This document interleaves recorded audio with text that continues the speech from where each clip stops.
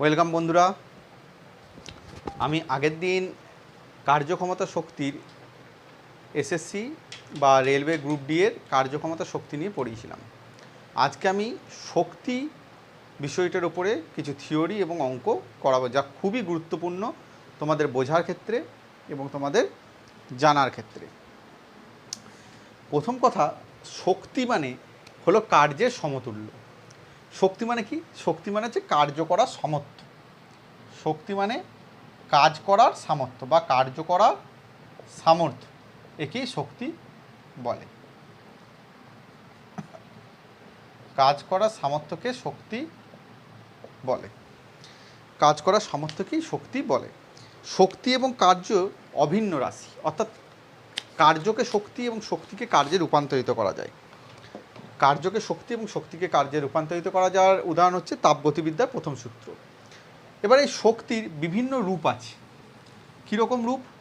না, সাধারণত 8 ধরনের রূপ: তাপ শক্তি, চৌম্বক শক্তি, আলোক শক্তি, রাসায়নিক শক্তি, পারমাণবিক শক্তি, আলোক শক্তি, সৌর শক্তি, এরকম বিভিন্ন ধরনের যে শক্তি, সেই শক্তিগুলো সবই কিন্তু শক্তির রূপ। এবং শক্তির একটা মূল বৈশিষ্ট্য, এক শক্তি থেকে অপর শক্তিতে সেটা রূপান্তরিত হয়ে যায়। আমাদের এখানে মূল যে আলোচ্য বিষয়, সেটা আমরা দুটো জিনিস নিয়ে আলোচনা করব। 1 নম্বর গতিশক্তি, 2 নম্বর স্থিতিশক্তি। গতিশক্তির রাশিমালা হলো হাফ এম ভি স্কোয়ার, যেখানে এম বস্তুর ভর আর ভি বস্তুর বেগ। এবং স্থিতিশক্তির রাশিমালা হলো এম জি এইচ। এই জিনিসগুলো আমাদেরকে ভালো করে মনে রাখতে হবে। গতিশক্তি মানে কি? না, কোনো বস্তু যদি গতিবেগে যায়, কোনো বস্তু যদি কিছু গতি নিয়ে যায়, তাহলে তার মধ্যে একটা শক্তি সঞ্চারিত হয়। সেই শক্তিটাই হলো গতিশক্তি। এবং এই গতিশক্তির সাথে আর একটা রাশির খুব নিবিড় সম্পর্ক, যেটা হলো ভরবেগ। ভরবেগ মানে কি? বস্তুর ভর এবং বেগের গুণফল, অর্থাৎ এমভি। এই ভরবেগ ভেক্টর রাশি, কিন্তু শক্তি হচ্ছে স্কেলার রাশি। তাহলে গতিশক্তির সাথে ভরবেগের একটা সম্পর্ক আছে। সেই সম্পর্কটা আমরা কী দেখব। গতিশক্তির সাথে ভরবেগের একটা সম্পর্ক আছে। কি সম্পর্ক? না, দেখো, এই গতিশক্তিটাকে আমি লিখতে পারি mv স্কোয়ার বাই 2 ইন্টু, যদি নিচে আমি একটা এম গুণ করি, তাহলে ওপরেও একটা এম আমাকে গুণ করতে হবে। তাহলে এই এম গুণ করে ওপরে হবে এম স্কোয়ার ভি স্কোয়ার, আর নিচে হবে 2m। গতিশক্তিকে আমরা লিখি ই দিয়ে বা কে। তাহলে কে সমান m square v square by 2m। এখন আমি বলেছি ভরবেগ পি সমান এমভি, ভর ইন্টু বেগ। তাহলে এমভি সমান আমি লিখতে পারি পি স্কোয়ার বাই 2m, বা P square is equal two 2m ই বা কে। তাহলে এইটাই হলো আমার ভরবেগের বর্গ সমান 2 ইন্টু বস্তুর ভর ইন্টু গতিশক্তি। এই ইকুয়েশনটা আমার অঙ্ক করার কাজে লাগবে, বিভিন্ন অঙ্ক করার কাজে লাগবে। আমি দেখাবো, 2-3টে অঙ্ক করে দেখাবো, যেটা তোমাদের খুবই ভালো হবে, বুঝতে পারবে। সে ধরনের অঙ্ক আমি করে দেখাবো। এবার হলো যে এই শক্তির যেটা আছে, শক্তির সাথে আমি যদি ভরবেগের সাথে বস্তুর বেগের সাথে আমি গতিশক্তির একটা লেখচিত্র আঁকি, তাহলে সেই লেখচিত্রটা দেখতে কেমন হবে? এইদিকে যদি বস্তুর বেগ হয়, এইদিকে যদি গতিশক্তি হয়, তাহলে সেটা হবে অধিবৃত্তাকার। এই রকমভাবে উঠে যাবে, সেটা হবে অধিবৃত্তাকার। এটা মনে রাখতে হবে।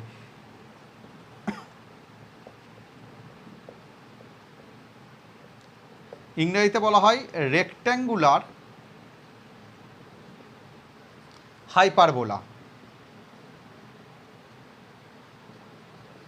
যদি বস্তুর বেগকে এক্স অক্ষ এবং গতিশক্তিকে ওয়াই অক্ষ বরাবর আঁকি, তাহলে আমার লেখচিত্র যেটা আসবে সেটা হবে সমপরা বৃত্ত বা অধিবৃত্তাকার বৃত্ত। এবার আসি স্থিতিশক্তির কথা। স্থিতিশক্তি হলো কোনো বস্তু যদি আমি মাটি থেকে ওপরে এনে রাখি, তাহলে তার মধ্যে কাজ করার যে সামর্থ্য জন্মায়, তাকে বলছি অভিকর্ষীয় স্থিতিশক্তি। স্থিতিশক্তি দু ধরনের। স্থিতিশক্তি দু ধরনের।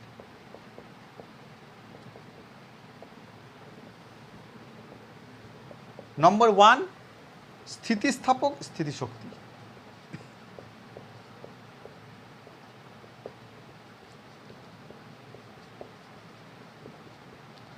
আর 2 নম্বর অভিকর্ষীয় স্থিতিশক্তি। অভিকর্ষীয় স্থিতিস্থাপক স্থিতিশক্তি কি না, কোনো বস্তু যদি আকারের পরিবর্তন আমরা করি তাহলে তার মধ্যে কাজ করার যে সামর্থ্য জন্মায় সেটা হচ্ছে অভিকর্ষীয় স্থিতিশক্তি।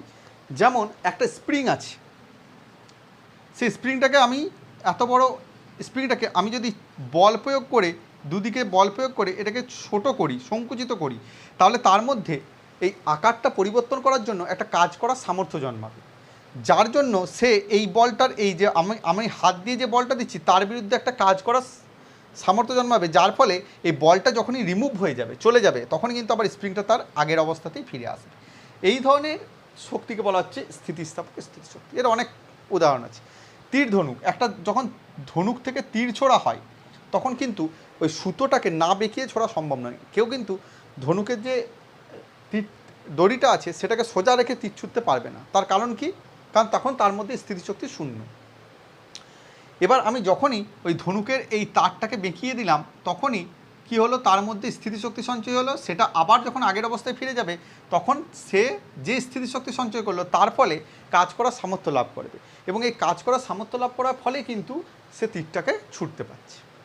অর্থাৎ কোনো বস্তুকে তার আকার পরিবর্তনের জন্য বা আকৃতি পরিবর্তনের জন্য যে শক্তি হয় তাকে বলছি স্থিতিস্থাপক স্থিতিশক্তি। আর কোনো বস্তুকে মাটি থেকে ওপরে নিয়ে গেলে যে শক্তি হয় তাকে বলছি অর্থাৎ অভিকর্ষের বিরুদ্ধে কাজ করলে তার মধ্যে যে শক্তি জন্মায় সেটা হচ্ছে অভিকর্ষ স্থিতি শক্তি। সেই শক্তিটার মান আমরা জানি কি না এম ইন্টু জি ইন্টু মাটি থেকে যত উঁচুতে রাখবো এইচ, এটা হচ্ছে mg।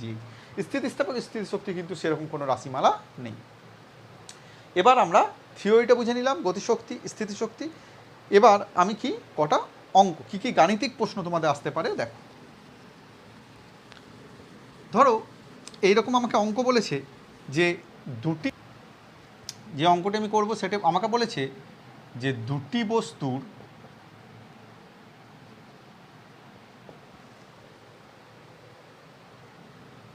ভর m1 ও m2 এবং তাদের গতিশক্তি সমান।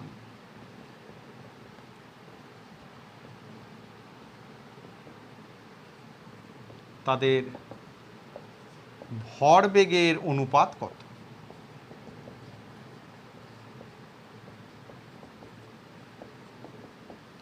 এইরকম একটা অঙ্ক আমাকে দিয়েছে। দুটি বস্তুর ভর m1 m2 এবং তাদের গতিশক্তি সমান, তাদের ভরবেগের অনুপাত কত? তাহলে আমি কি করব অঙ্কটাই না, প্রথম বস্তুর গতিশক্তি আমি ধরলাম e1, সেটা কত না হাফ m1 v1 স্কোয়ার, এটা আমরা জানি হাফ mv স্কোয়ার। দ্বিতীয় বস্তুটার গতিশক্তি e2 half m2 v2 square. আমাকে কি চেয়েছে p1 অর্থাৎ m1 v1 আর p2 m2 v2 যদি হয় তাহলে আমাকে বলেছে p1 is to p2 এটা কত। এই হচ্ছে আমার অঙ্ক। তাহলে আমাকে কি বলেছে গতিশক্তি সমান, তাহলে আমার নিয়ম অনুযায়ী e1 is equal to e2 অর্থাৎ half m1 v1 square is equal to half m2 v2 square. Half half cancel দুদিকে, তাহলে m1 v1 square is equal to m2 v2 square. এবার আমি যদি নিচে এখানে একটা m1 দিয়ে ভাগ করি এটাকে, তাহলে এটা হয়ে যাবে m1 স্কোয়ার। এখানে যদি m2 দিয়ে ভাগ করি তাহলে এখানে m2 দিয়ে একটা গুণ করতে হবে, তাহলে এটা হবে m2 square. And m1 square v1 square মানে p1 স্কোয়ার। যদি p1 এর স্কোয়ার করি তাহলে এখানে হয়ে যাবে m1 স্কোয়ার v1 স্কোয়ার, আর p2 স্কোয়ার হলে হবে m2 স্কোয়ার v2 স্কোয়ার। তাহলে আমার এখানে যদি আমি m1, তাহলে m1 স্কোয়ার v1 স্কোয়ার মানে কত p1 square, R by m1 এবং p2 স্কোয়ার বাই m2। তাহলে আমি যদি এখানে p1 square by p2 square আনি, p1 square by p2 square, তাহলে কত হবে p1 square by p2 square, তাহলে m1টা উপরে চলে যাবে m1 বাই m2, তাহলে p1 বাই p2 সমান root under m1 by m2। তার মানে root m1 is to root of, sorry এখানে লিখি root m1 is to root of m2। তাহলে আমার এখানে কত হলো, p1 ইজ টু p2 সমান কত হবে, root under m1 is to root under m2। এইভাবে আমাদের অঙ্কগুলো কিন্তু করে নিতে হবে। দুটি বস্তুর ভর m1 m2, তাহলে তাদের ভরবেগের অনুপাত কত।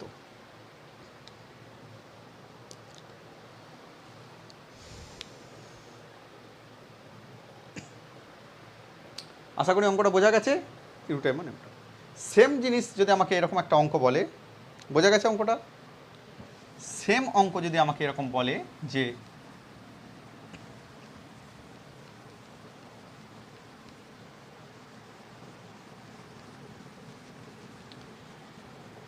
একটি হালকা বস্তু এবং ভারী বস্তু, একটা বস্তু হালকা m1, এটা হালকা বস্তু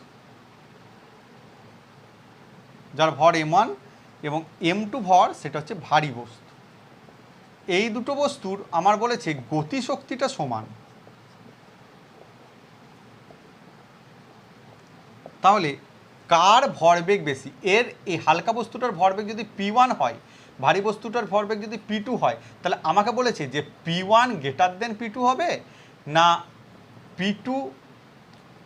p1 লেস দেন p2 হবে। অর্থাৎ আমার হালকা আর ভারী এই দুটো বস্তুর গতিশক্তি সমান হলে হালকা বস্তুর ভরবেগ বেশি হবে না ভারী বস্তুর ভরবেগ বেশি হবে, কার ভরবেগটা বেশি হবে।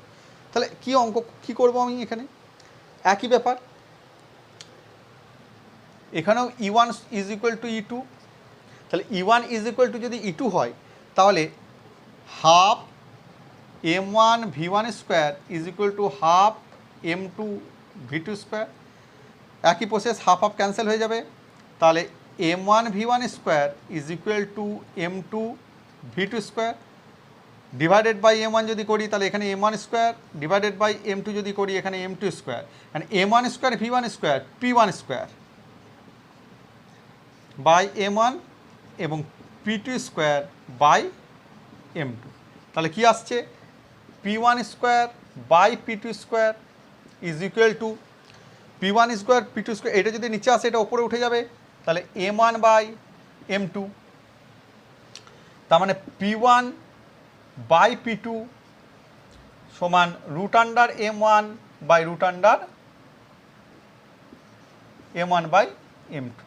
এখন m1 বাই m2 রাশিটা কীরকম না, যেহেতু m2টা ভারী তাহলে m2 গ্রেটার দেন m1, তাহলে m1 by m2 less than 1 হবে, m1 by m2 less than 1 হবে। কেন 1 হবে না, এটা তো এটা একটা প্রকৃত ভগ্নাংশ, যার প্রকৃত ভগ্নাংশের কী হয়, প্রকৃত ভগ্নাংশ হচ্ছে লবটা ছোট হরটা বড়, তাহলে সবসময় এটা রাখছে ছোটো হয়, তাহলে m1 by m2 less than 1, তাহলে এটা লেস দেন 1 হবে। তাহলে p1 বাই p2টা লেস দেন 1, তাহলে p1 বাই p2 যদি লেস দেন 1 হয় তাহলে p1 লেস দেন p2 হবে, বা p2 গ্রেটার দেন p1 হবে। p2টা কি, ভারী বস্তুর ভরবেগ, তাহলে কার ভরবেগ বেশি, তাহলে ভারী বস্তুর ভরবেগ বেশি।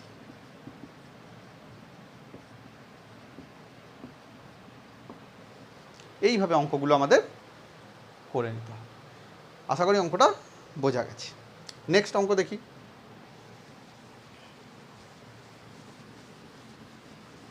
তো একটু তাড়াতাড়ি করছি কারণ অনেক অঙ্ক করতে হবে।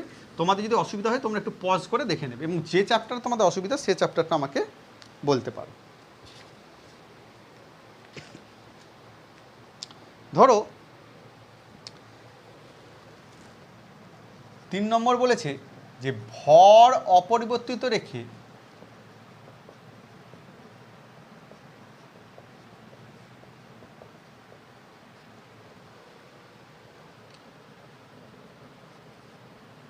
কোনো বস্তুর ভরবেগ 10% বাড়ানো হলো, গতিশক্তির শতকরা কত পরিবর্তন হবে। আমার 4টে অপশান আছে, 10%, 20%, 21%, 25%। এরকম আমাকে এমসিকিউ অঙ্ক দিল যে ভর অপরিবর্তিত রেখে বস্তুর ভরবেগ 10% বাড়ানো হলো, তাহলে গতিশক্তির শতকরা কত পরিবর্তন হলো। তাহলে আমি বললাম যে একটাই সূত্র এখানে, ই সমান p²/2m। এখন E1 কত হবে? E1 মানে এটা ই সমান p²/2m। তাহলে E1 কি না, E1 হচ্ছে পিটা, এখন পি নাই, পিটা হয়ে গেছে P1, মানে পিটা কত হয়ে গেছে নতুন গতিশক্তি পি প্লাস পি এর 10% বাড়ানো হলো। তাহলে আগে ছিল পি, এখন 10% বাড়ানো হলো, মানে পি প্লাস পি এর 10, তাহলে কত হচ্ছে পি প্লাস p/10। এটা যদি আমি কাটি p/10, তাহলে 10p প্লাস পি মানে 11p/10, 11p/10। তাহলে E1 সমান হলো p²/2m, ই সমান p²/2m, আর E1 হলো এখন p1² p1 সমান কত 11p/10, বসিয়ে দেবো আমি 11p/10 তার স্কোয়ার ডিভাইডেড বাই নিচে 2m যেমন ছিল থাকবে। তাহলে এটা হয়ে গেল 11 11 121 p²/100 ইন্টু নিচে 2m। এই p²/2m রাশিটা কি? ই। তাহলে 121 E/100। তাহলে দেখো E1 সমান হলো 121 E/100। এটা একটু পরিষ্কার করে আমি লিখি যে তাহলে আমাদের এই দুটো রাশি পেলাম, ই সমান পেলাম p²/2m, আর E1 সমান পেলাম 121 E/100। তাহলে শতকরা পরিবর্তনের নিয়ম হলো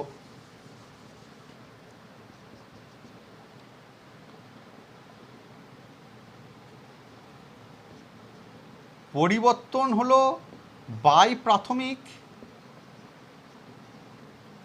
ইন্টু 100%।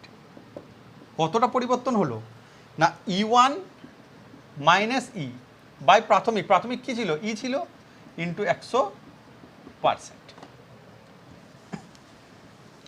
তাহলে E1 কত?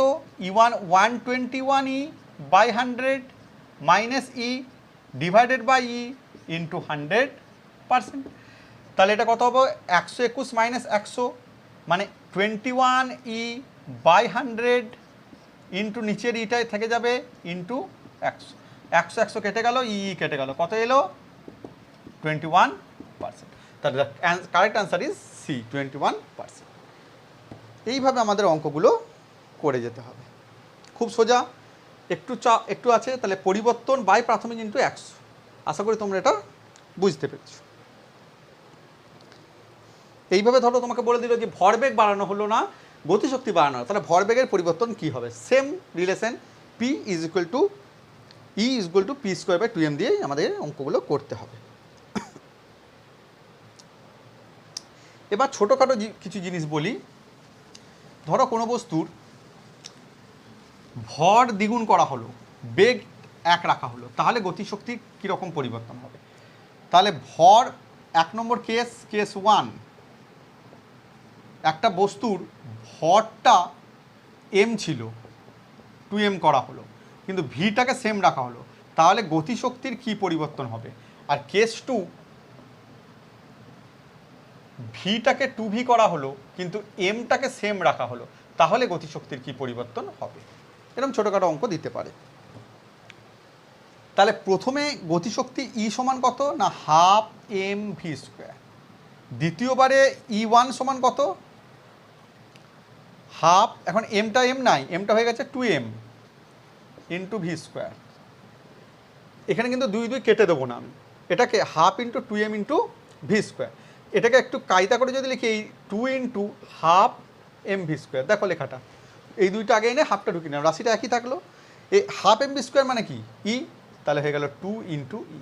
তাহলে গতিশক্তি আগের তুলনায় দ্বিগুণ হয়ে যাবে। তার মানে একটা বস্তুর ভর একই না রেখে দ্বিগুণ করলাম, কিন্তু বেগটা একই রইল, তাহলে তার গতিশক্তিও কিন্তু দ্বিগুণ হয়ে যাবে। বোঝা গেল? একটা ট্রাক যাচ্ছে, একটা ট্রাকে যা লোড ছিল, যা মাল ছিল, আমি যদি দ্বিগুণ মাল রেখে দিই, তাহলে তার গতিশক্তিটা কিন্তু বেড়ে যাবে, যদি সে একই বেগে চলে।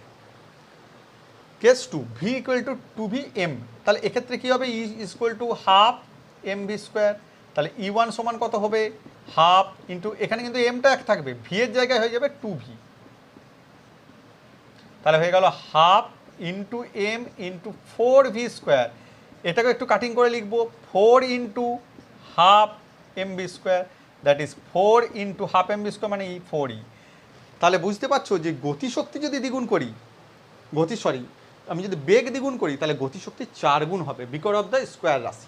এই জন্য গতিশক্তি কখনো ঋণাত্মক হয় না, যদি বেগ ঋণাত্মক হতে পারে, বেগ যদি কমে তাহলে বেগটা ঋণাত্মক হয়, কোনো বস্তু যদি বেগ কমতে কমতে তাহলে সেই বস্তু বেগ ঋণাত্মক হয়ে যেতে পারে, ঋণাত্মক বেগ হতে পারে, তাহলে সেক্ষেত্রে কিন্তু আমার গতিশক্তিটা কখনো শূন্য হবে না, গতিশক্তি সবসময় হাফ এম ভি স্কোয়ার। এখন বলছি যে বেগ যদি ঋণাত্মক হয় তাহলে গতিশক্তি কি চেঞ্জ হবে, কিচ্ছু চেঞ্জ হবে না, কেন না, যেহেতু হাফ ইন্টু এম ইন্টু ভিটা যদি আমি মাইনাস ভি করি তাহলে মাইনাস ভির স্কোয়ার মানে তো প্লাস ভি, তাহলে এখানে কিন্তু half m minus v square মানে ভি স্কোয়ার, তাহলে গতিশক্তিটা একই থাকবে, যদি বেগ ঋণাত্মক করা হয় গতিশক্তি কিন্তু একই থাকবে। এইভাবে আমাদের বিভিন্ন অঙ্কগুলো কিন্তু করে নিতে হবে। আমার এবার লেখচিত্র থেকেও কিছু অঙ্ক আসতে পারে, যে একটা বস্তুকে মাটি থেকে ওপরে ছোড়া হলো, তাহলে তার লেখচিত্রটা কেমন হবে, যদি তার বেগ এবং গতিশক্তির লেখচিত্র আঁকি তাহলে সেটা কি এই রকম হবে, না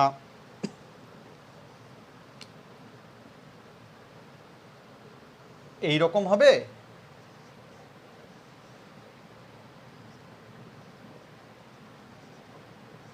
এই রকম হবে, না এই রকম হবে। দেখো এক্স অক্ষ ওয়াই অক্ষ বরাবর আমরা এঁকেছি গতিশক্তিকে, এক্স অক্ষ বরাবর বেগ, তাহলে বস্তুটাকে ছুটছি কিন্তু মাটি থেকে ওপরের দিকে, তাহলে বস্তুর বেগ এবং গতিবেগ লেখচিত্র কেমন। এই লেখচিত্র করার জন্য আমার প্রথমে ধারণা হচ্ছে যে একটা বস্তু যখন মাটি থেকে ওপরের দিকে ছুটে কী হয় না, যখনই ছড়ছি আমি তার মানে তার কিছু বেগ থাকছে, যত সে ওপরের দিকে যাচ্ছে অভিকর্ষ ত্বরণ নিচের দিকে, যত সে ওপরের দিকে যাচ্ছে বেগটা কমছে, কমতে কমতে একটা জায়গায় তার বেগ হয়ে যাবে শূন্য, কেন, সেখান থেকে সে আবার ব্যাক করে নিচে আসবে মাটি থেকে, তাহলে এইখানে তার বেগ হয়ে যাবে ভি ম্যাক্স, অর্থাৎ ছোড়ার পর মুহূর্তেটাই তার বেগ হবে ভি ম্যাক্স, যত কমবে কমতে কমতে এইখানে ভি জিরো, তাহলে প্রথমে বেশি থাকছে বেগ তারপর কমে জিরো হচ্ছে, তাহলে এই ইকুয়েশনটা হবে, প্রথমে বেশি তারপর কমতে কমতে এটি জিরোতে এসে যাচ্ছে, এটা তো জিরো, এখানে তো বেগ তো জিরো, এটা তো জিরো অ্যাক্সিস, তাহলে এই ইকুয়েশনটা আমার ঠিক হবে। এইভাবে আমার বিভিন্ন জিনিসগুলি করে নিতে হবে।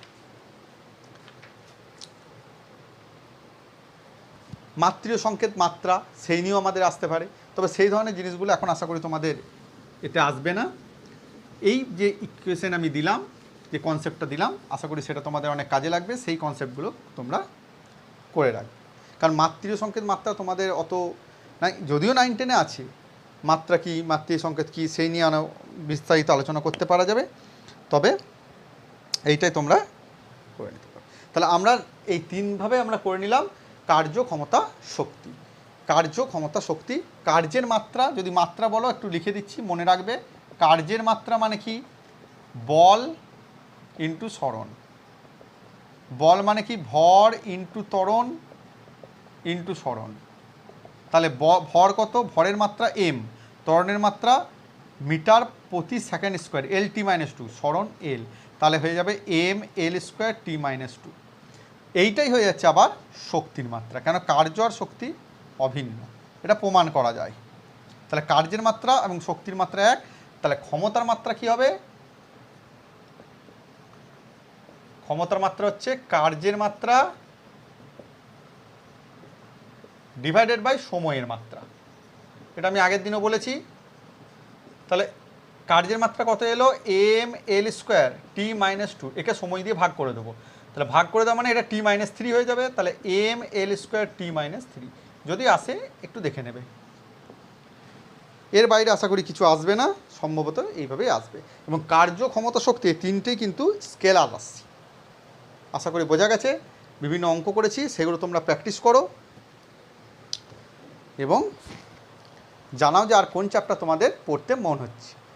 লেন্স এরপরের দিন আমরা দেখব আলো নিয়ে, কারণ লেন্স এবং তারপর প্রবাহিত রেজিস্ট্যান্সের অঙ্ক হলো। তোমরা লাইক করো, কমেন্ট করো, তবে আমি এনার্জি পাবো একটু।